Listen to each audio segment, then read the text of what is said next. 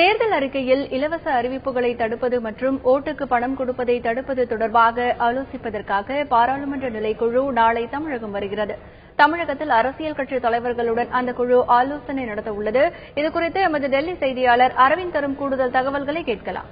தேர்தல் அறிக்கையில் அறிவிக்கப்படும் இலவசங்களை கட்டுப்படுத்துவதற்காகவும் அதேபோல ஓட்டுக்கு பணம் கொடுப்பதை தடுப்பதற்காகவும் தேர்தல் நடத்தை விதிமுறைகளில் மாற்றம் கொண்டுவர பாராளுமன்ற நிலைக்குழு ஆய்வு செய்து வருகிறது. காங்கிரஸ் கட்சியின் மாநிலங்களவை உறுப்பினர் சுதர்சன் நாச்சியப்பன் தலைமையிலான சட்டம் மற்றும் நீதி தொடர்பான பாராளுமன்ற நிலைக்குழு இது தொடர்பாக 3 மாநிலங்களுக்கு வருகை தர உள்ளது. குறிப்பாக இன்று இந்த குழுவானது கர்நாடக மாநிலம் பெங்களூருக்கு சென்றுள்ளது.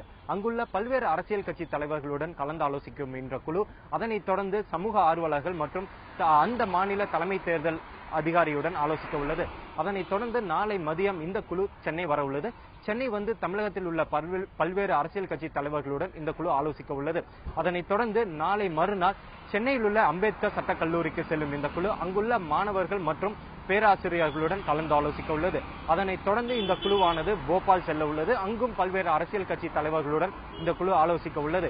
இதனைத் தொடர்ந்து இந்த குழுவின் அனைத்து உறுப்பினர்களும் வரும் ஜூன் 28ஆம் தேதி ஒன்றாக கூடி அந்த அறிக்கையை இறுதி செய்ய உள்ளனர். இந்த செய்திகளுக்காக புதுடெல்லியிலிருந்து ஒளிப்பதிவாளர் பிரதீப் சவானுடன் அரவன்.